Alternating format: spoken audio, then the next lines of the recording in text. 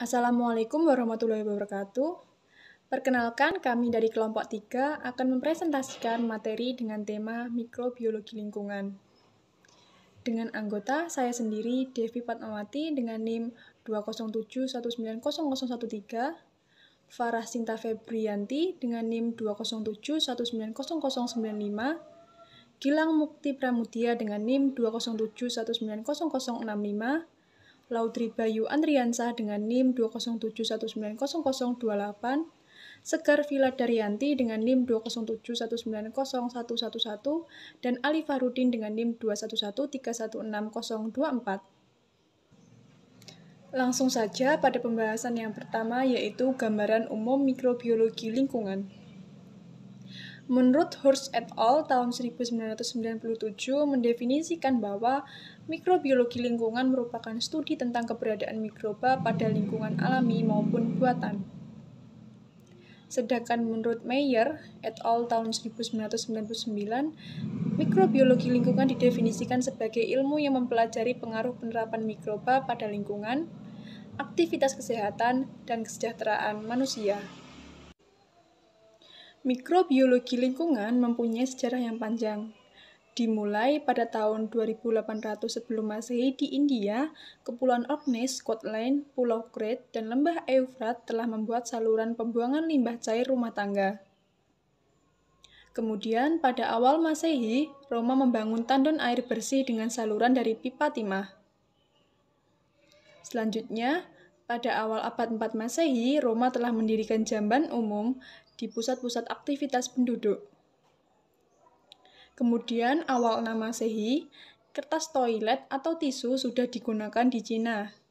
Dan di Eropa, orang menggunakan jerami atau daun-daun kering untuk hal yang sama. Nah, pada tahun 2500 sebelum Masehi, pipa berbahan logam digunakan di Mesir, dan tahun 2000 sebelum Masehi di Istana Knossos, Crete juga menggunakannya. Pada tahun 1665, Robert Hooke menggunakan lensa sederhana untuk melihat sel mati dari tutup botol atau gabus. Bidang mikrobiologi lingkungan sendiri dimulai dari hasil pengamatan Anthony van Leeuwenhoek yang dipublikasikan pada tahun 1676 melalui surat beserta gambar-gambar yang dikirim ke Royal Society di London. Lensa Anthony mampu melihat benda menggunakan mikroskop sederhana hingga perbesaran 300-400. Dengan perbesaran tersebut memungkinkan melihat algae, protozoa, dan bakteri yang dikatakan sebagai animalcula atau hewan kecil yang dapat hidup dan berkembang biak pada air hujan, air sumur, air laut, dan salju yang meleleh. Pada tahun 1841, Ignaz Semmelweis di Austria memulai karir untuk dokter rumah sakit bersalin. Kemudian, ia menyadari kematian ibu dan anak setelah persalinan 18% berasal dari infeksi darah oleh Streptococcus. Pada tahun 1859, Louis Pasteur menggunakan tabung gelas leher angsa yang menghubungkan udara luar dengan bejana berisi kaldu yang sudah direbus. Hal ini menunjukkan tidak ada pertumbuhan mikroba meskipun diinkubasi beberapa bulan. Selanjutnya, pada tahun 1970-an, mulai dikenalkan mikrobiologi di lingkungan dengan pokok tinjauan pada kesehatan masyarakat dan lingkungan, serta terus berkembang hingga mencakup bidang yang luas dan berkaitan dengan ilmu lainnya. Mikrobiologi lingkungan merupakan bagian dari mikrobiologi yang mempelajari bentuk, sifat, dan peranan mikroorganisme dalam lingkungan, air, tanah, maupun udara. Beberapa bahasan utama dari mikrobiologi antara lain mikrobiologi akuatik, mikrobiologi limbah, mikrobiologi tanah, dan mikrobiologi udara. Baiklah, di sini saya akan melanjutkan presentasi yang telah dilakukan oleh Mbak Devi. Pada poin kedua ini akan dibahas contoh dan peranan mikroba di lingkungan. Yang pertama, bioremediasi. Bioremediasi adalah proses perbaikan bahan buangan atau limbah dengan melibatkan suatu mikroorganisme. Mikroorganisme digunakan untuk mengurai polutan di lingkungan atau menurunkan toksisitas dari berbagai senyawa polutan yang berperan penting dalam bioremediasi, yakni enzim-enzim yang diproduksi mikroorganisme seperti bakteri, hamir, dan kapang. Mikroorganisme ini menghasilkan enzim yang digunakan untuk memodifikasi polutan beracun dengan mengubah struktur kimianya, sehingga struktur kimia menjadi tidak kompleks dan pada akhirnya menjadi metabolit yang tidak berbahaya dan tidak beracun. Berdasarkan lokasi bioremediasi dibagi menjadi dua, yakni bioremediasi in situ dan bioremediasi ex situ. Yang pertama, bioremediasi in situ, yakni dilakukan untuk mendegradasi pencemar pada tanah yang basah dan air tanah.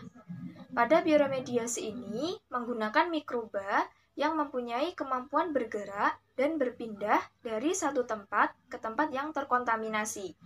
Mikroba bereaksi baik hanya ketika materi di tempat tersebut memungkinkan untuk memproduksi makanan dan energi untuk pengembangan sel mikroba.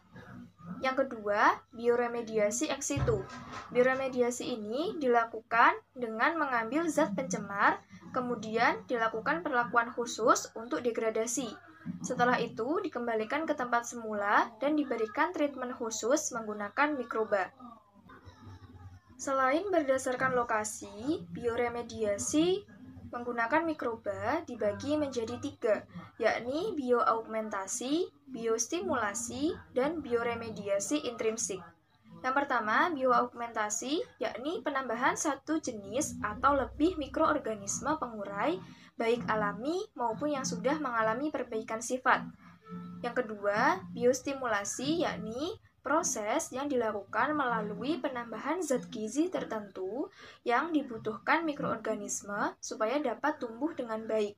Yang ketiga, bioremediasi intrinsik, yakni bioremediasi yang terjadi secara alami di air dan tanah yang tercemar. Yang kedua, yakni biodegradasi. Biodegradasi merupakan sebuah proses untuk merehabilitasi lingkungan yang sudah tercemar oleh bahan kimia yang membahayakan, kemudian menggunakan mikroba menjadi bentuk yang lebih sederhana. Biodegradasi juga terjadi pada lingkungan air. Yang pertama yang akan dibahas yakni peran mikroba sebagai pembersih air. Bahan pencemar mulai dari sampah, bahan kimia, hingga mikroba yang terdiri dari bakteri, mikroalga, dan jamur dapat mencemari air. Jika bahan kimia pencemar jumlahnya banyak, maka mikroba pengurai juga akan banyak. Bakteri yang bersifat sebagai dekomposer akan menguraikan bahan kimia menjadi tidak berbahaya. Yang kedua, peran mikroba dalam mengurai minyak di laut. Dalam hal ini, mikroba akan mengoksidasi hidrokarbon menjadi karbon dioksida yang terkandung di dalam minyak bumi dan menjadikan hidrokarbon sebagai donor elektronnya. Setelah minyak dan air menyatu, bakteri akan mendegradasi minyak. Mikroba yang dapat mendegradasi minyak adalah kelompok Pseudomonas, Corynebacteria, dan beberapa jenis Yeast. Yang ketiga, peran mikroba dalam mengurai deterjen. Alkyl benzyl sulfonat atau ABS adalah komponen deterjen yang merupakan zat aktif yang dapat menurunkan tegangan permukaan sehingga dapat digunakan sebagai pembersih. Banyak mikroba yang mampu mendegradasi deterjen ABS. Banyak peneliti difokuskan kepada peran komunitas mikroba dalam unit pengolahan limbah merombak senyawa deterjen.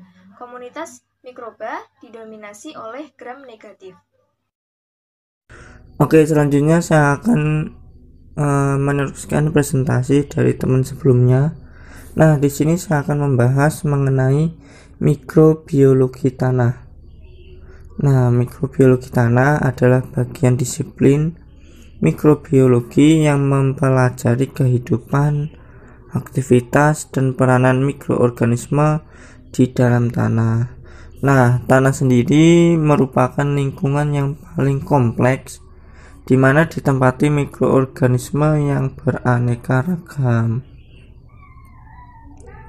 Adapun beberapa jenis mikroorganisme tanah antara lain yaitu bakteri, alga, jamur, dan protozoa.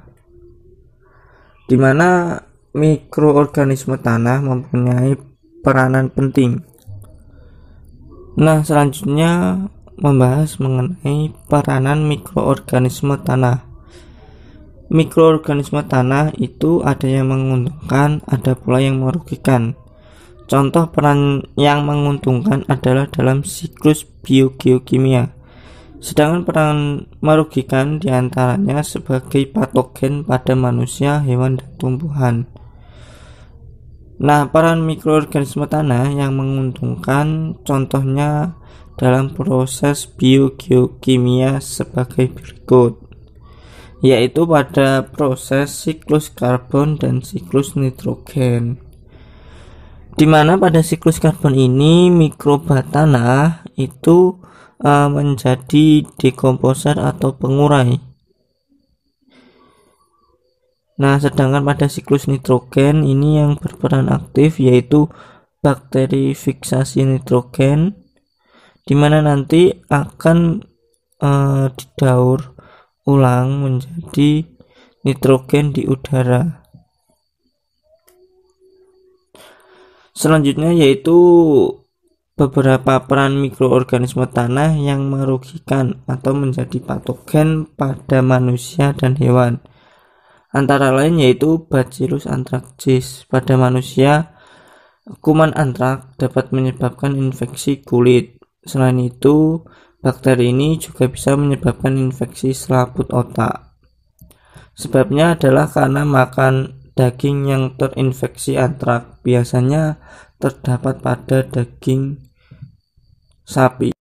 Selanjutnya yaitu bakteri Clostridium tetani. Bakteri ini banyak ditemukan di tanah, kotoran manusia, dan hewan peliharaan di daerah pertanian yang dapat menyebabkan penyakit tetanus. Nah, ini adalah gambaran terkait bakteri antrak ataupun bakteri Clostridium tetani.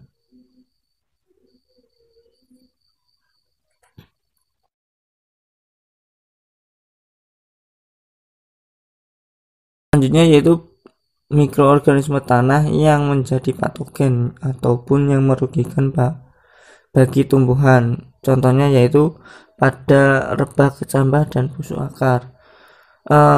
Penyakit ini biasanya menyerang pada tanaman semai ataupun tanaman kecambah.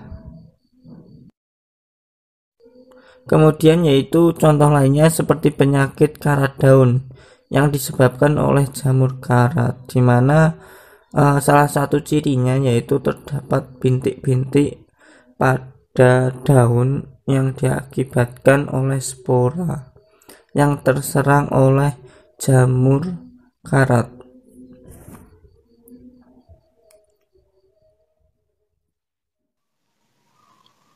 Baiklah, untuk selanjutnya adalah terkait dengan mikrobiologi limbah. Di sini saya akan memaparkan terkait dengan apa itu mikrobiologi limbah dan bagaimana peranannya terkait mikroorganisme atau mikroba yang berperan di dalam proses pengelolaan limbah. Nah, mikrobiologi limbah itu merupakan suatu kajian yang membahas tentang bahan buangan atau limbah yang dalam bentuknya itu limbah itu berbentuk seperti padatan, cair, dan juga gas. Nah, kemudian di dalamnya itu juga membahas terkait dengan bagaimana mikroba atau mikroorganisme yang akan berperan dalam hal pengelolaannya. Selanjutnya adalah mikrobiologi limbah. Nah, mikrobiologi limbah ini merupakan limbah yang mengandung bahan polutan. Jadi polutan ini merupakan bahan pencemar yang dapat mempengaruhi kualitas lingkungan. Nah, polutan ini didapatkan dari berbagai sumber, misalnya ada yang dari limbah domestik maupun limbah kegiatan masyarakat yang lainnya. Nah, kemudian di dalam mikrobiologi limbah ini terdapat beberapa peranan mikroorganisme. Yang pertama yakni di sini saya akan membahas terkait dengan biodegradasi plastik. Nah, plastik itu merupakan suatu sampah atau merupakan bahan buangan yang umum di sekitar kita. Biodegradasi plastik ini merupakan salah satu peranan mikroorganisme dalam penguraian limbah. Salah satu jenis limbah yang banyak dijumpai dalam kehidupan sehari-hari adalah sampah plastik. Karena sampah plastik ini bisa perharinya kita bisa mengeluarkan sampah plastik yang dalam jumlah yang besar. Nah, kemudian terdapat salah satu bakteri, yakni bakteri Idonella sakaiensis yang tipe 201F6, yang ini merupakan pencerna plastik tipe PET, jadi polyethylene terephthalate. Nah, ini. Jadi, bakteri ini dapat menguraikan sampah plastik dengan tipe PET.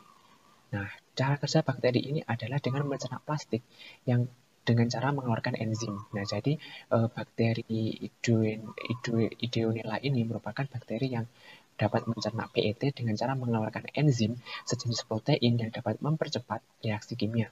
Nah, reaksi kimia ini enzim ini dikenal dengan PETase. Nah, kemudian enzim ini akan bekerja dengan memutuskan ikatan kimia pada PET, sehingga didapatkan pecahan molekul-molekul yang lebih kecil hingga bakteri dapat menyerap dan menggunakan karbon di dalamnya sebagai sumber makanan. Jadi bakteri ini akan memanfaatkan molekul karbon itu untuk sebagai sumber makanannya. Nah, jadi di dalam plastik ini terdapat bahan yakni yang terkait dengan bahan karbon. Yang selanjutnya adalah biosorpsi logam. Jadi biosorpsi ini merupakan suatu proses adsorpsi atau proses penyerapan logam berat ya. Nah, di sini merupakan kemampuan komponen kehidupan atau makhluk hidup untuk mengadsorpsi logam berat dari limbah melalui metabolisme. Nah, salah satu bakteri yang dapat melakukan biosorpsi ini merupakan bakteri Bacillus cereus. Nah, bakteri ini merupakan bakteri jenis gram positif yang mana memiliki dinding bermuatan negatif. Jadi bakteri ini merupakan bakteri gram positif, tetapi dinding bakteri tersebut, dinding sel dari bakteri tersebut itu merupakan bermuatan negatif, sehingga nantinya akan dapat menarik atau mengikat limbah logam ini nanti ke membran bakteri tersebut. Nah, hal ini dikarenakan kandungan fosfat dan asam teikoat yang terikat dan mengatur pergerakan kation melewati membran. Nah, jadi itu tadi. Maka dengan adanya muatan positif yang larut di dalam limbah itu nanti maka akan tertarik oleh dinding dari bakteri tersebut untuk akan digunakan bakteri sebagai bisa sebagai bahan atau bahan pertumbuhannya. Nah, selain itu terdapat pula gugus karboksil, amine, hidroksil, fosfat, dan juga sulfitryl. Nah, ini nanti yang terkandung dalam permukaan sel yang akan juga berpotensi itu untuk mengabsorpsi logam berat yang ada di dalam limbah. Jadi dalam bakteri Bacillus cereus ini memiliki kemampuan untuk mengabsorpsi limbah. Limbah logam berat. Nah, Bacillus cereus ini merupakan bakteri yang memiliki keuntungan, ya ini bisa hidup dalam keadaan kondisi yang kurang mendukung. Jadi dalam lingkungan yang memiliki kandungan-kandungan seperti logam berat yang berbahaya. Jadi seperti itu. Selanjutnya adalah biodegradasi minyak bumi. Nah, minyak bumi ini sering terjadi istilahnya kebocoran minyak bumi, misal ada kilang minyak yang bocor, nah seperti itu, karena sumbernya di laut ya. Nah, dalam perannya, mikroorganisme ini akan mengelola limbah, salah satunya minyak bumi. Nah, jadi biodegradasi ini merupakan proses penguraian ya, atau merombak. Nah, jadi salah satu bakteri ini yang dapat mampu mendegradasi minyak bumi dari hasil pertambangan minyak. Nah, ini ada bakteri, yakni dari bakteri golongan hidrokarbonoklastik. Nah, seperti ada bakteri Pseudomonas, Artobacter, Alkaligenes Bacillus, Brevibacterium, dan Brevibacillus. Nah, ini beberapa jenis bakteri yang dapat mendegradasi minyak bumi. Nah, bakteri ini akan mendegradasi senyawa hidrokarbon dengan memanfaatkan senyawa tersebut sebagai sumber karbon dan energi yang diperlukan bagi pertumbuhannya. Jadi, setelah mereka mendegradasi minyak bumi, maka mereka akan mengambil senyawa hidrokarbonnya yang akan digunakan untuk sumber karbon dan juga energi bagi pertumbuhan dari bakteri tersebut. Nah, bakteri ini akan mengoksidasi hidrokarbon dan menjadikan hidrokarbon sebagai donor elektronnya. Nah, selain itu, sebagai sumber karbon dan juga sebagai sumber energi yang diperlukan oleh pertumbuhan bakteri tersebut, bakteri akan memanfaatkan hidrokarbon itu akan dioksidasi sebagai sumbangsih donor elektron atau donor elektron di dalam dirinya. Nah, reaksi degradasinya adalah pembentukan catekol, kemudian nanti akan didegradasi masuk ke dalam siklus Krebs atau siklus asam nitrat yang nantinya dapat dimanfaatkan untuk bakteri sebagai sumber energi di dalam pertumbuhannya. Itulah tadi beberapa bahasan terkait dengan mikrobiologi limbah. Baik, saya Segar Viladarianti. Di sini saya akan menjelaskan yaitu keuntungan dan kelebihan dari mikroba air, mikroba tanah.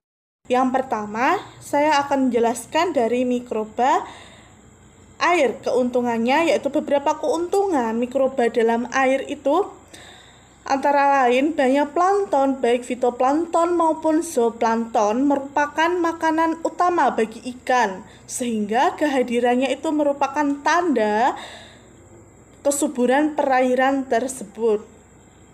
Nah, yang kedua yaitu saya akan menjelaskan dari keuntungan mikroba tanah.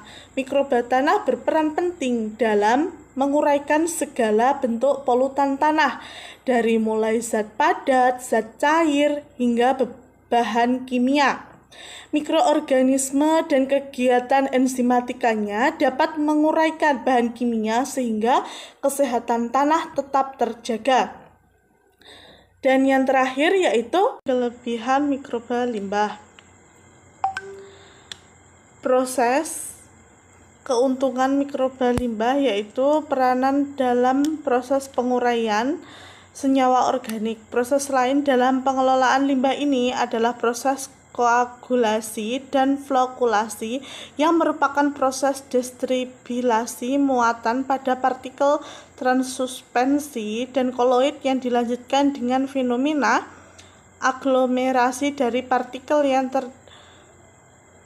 terkoagulasi menjadi partikel yang terendapkan. Dan peran inilah yang diharapkan mampu digantikan oleh mikroba, di mana sebelumnya menjadi dengan proses fisika ataupun kimia.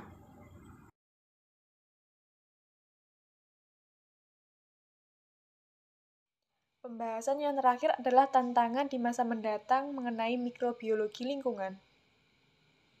Tantangan di masa mendatang adalah pemanfaatan mikroba dalam proses bioremediasi dan revegetasi. Pemilihan lahan tercemar sejak lama dikenal dengan bioremediasi dan revegetasi. Bioremediasi dilakukan dengan memanfaatkan mikroorganisme senyawa pencemar. Sedangkan revegetasi dengan penanaman tanaman pada lahan tercemar, misalnya pada area bekas tambang. Area bekas tambang yang biasa memiliki keasaman tinggi dan komposisi tanah berantakan akan dinitrakan dengan mengerahkan mikroorganisme tertentu. Lalu baru ditanami tumbuhan pionir atau perintis untuk menyerap logam berat. Sekian presentasi dari kelompok 3, ada kurangnya kami mohon maaf. Akhiron, wassalamualaikum warahmatullahi wabarakatuh.